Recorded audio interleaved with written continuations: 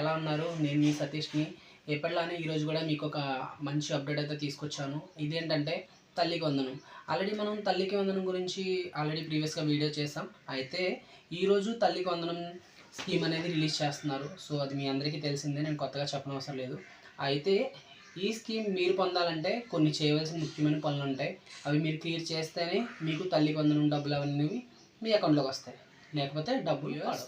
మన టీడీపీ కూటమి ప్రభుత్వం ఏదైతే ఉందో ఈ రోజుకి జూన్ 12 అంటే ఏడాది పూర్తయింది. ఈ సందర్భంగానే తల్లికి వందనం వ్యూయర్స్ మీ అందరికీ తెలిసిందే, ఏపీ కూటమి ప్రభుత్వం ఏదైతే ఉందో విధుల్లోకి వచ్చి ఈ రోజుకి అంటే జూన్ 12కి ఏడాది పూర్తి చేసుకుంది. ఈ సందర్భంగానే తల్లికి వందనం అనే స్కీమ్ విద్యార్థుల యొక్క తల్లుల ఖాతాల్లోనికి జమ చేయాలని నిర్ణయించుకుంది.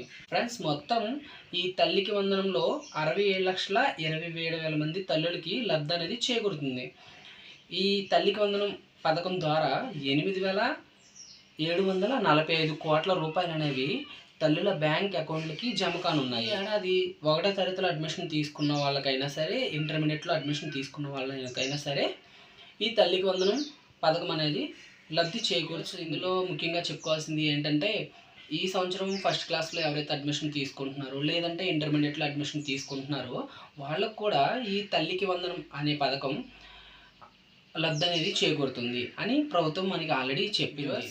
అయితే ఈ తల్లికి వందనం పథకం ఎవరికైతే అర్హత ఉండి లబ్ధి చేకూరాలనుకుంటున్నారో నేను ఇప్పుడు చెప్పేవి మీరు చేసుకున్నారో లేదో చెక్ చేసుకోండి, లేకపోతే మనీ అనేది మీ అకౌంట్కి జమ కాదు.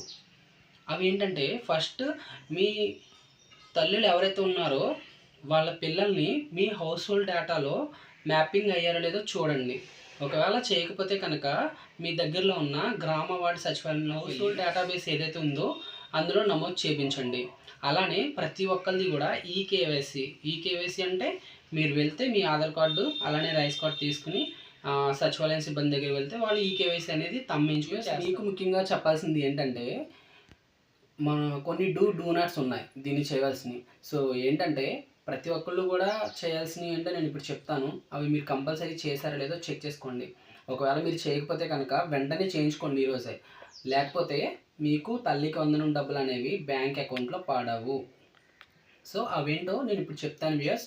ఫస్ట్ ఆఫ్ ఆల్, విద్యార్థులు ఎవరైతే ఉన్నారో వాళ్ళ యొక్క తల్లి హౌస్ హోల్డ్ డేటాబేస్లో మ్యాపింగ్ అయ్యారో లేదో చూసుకోండి. హౌస్ హోల్డ్ డేటా మ్యాపింగ్లో వీళ్ళ కనుక పిల్లలు విద్యార్థులు ఎవరైతే ఉన్నారో వాళ్ళు లేకపోతే వాళ్ళకి తల్లి వందనం రాదు. అలానే ఇంట్లో ఉన్న ప్రతి ఒక్కళ్ళు కూడా ఈ కేవైసీ ఏదైతే ఉందో అది కంప్లీట్ చేసి ఉండాలి. అది చేయకపోయినా తల్లికి వందనం స్కీమ్ రాదు. ఇంకొకటి ఏంటంటే, ముఖ్యంగా తల్లులు బ్యాంక్ అకౌంట్కి ఈకేవైసీ అయి ఉండాలి. ఒకవేళ ఈకేవైసీ కాకపోతే వెంటనే వెళ్ళి చేయించుకోండి. అలానే ఎన్పిసిఐ లింక్ అనేది మీ బ్యాంక్ అకౌంట్కి జరిగి ఉండాలి. ఒకవేళ అది కాకపోయినా వెంటనే చేయించుకోండి. అలానే ఆధార్ నెంబర్కి మీ బ్యాంక్ అకౌంట్ లింక్ అయి ఉండాలి. అది కూడా చాలా మ్యాండేటరీ. ఎవరికైతే ఇప్పుడు చెప్పిన పైవి లింక్ లేవో వాళ్ళకి తల్లికి వందనం డబ్బులు రావు.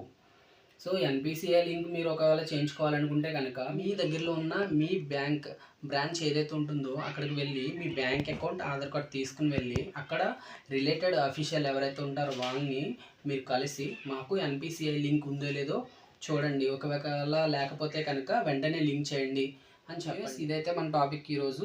మీలో ఎవరైనా సరే ఫస్ట్ టైం మన ఛానల్ని విజిట్ చేస్తున్నట్టే కనుక లైక్ చేయండి, షేర్ చేయండి, అలానే సబ్స్క్రైబ్ చేసుకోండి. దీనివల్ల ఏంటంటే నేను పెట్టే ప్రతి ఒక్క వీడియో కూడా మీకు నోటిఫికేషన్ రూపంలో అప్డేట్స్ వస్తాయి. దీనివల్ల మరింత ఇన్ఫర్మేషన్ అనేది మీరు పొందడానికి ఛాన్స్ ఉంటుంది.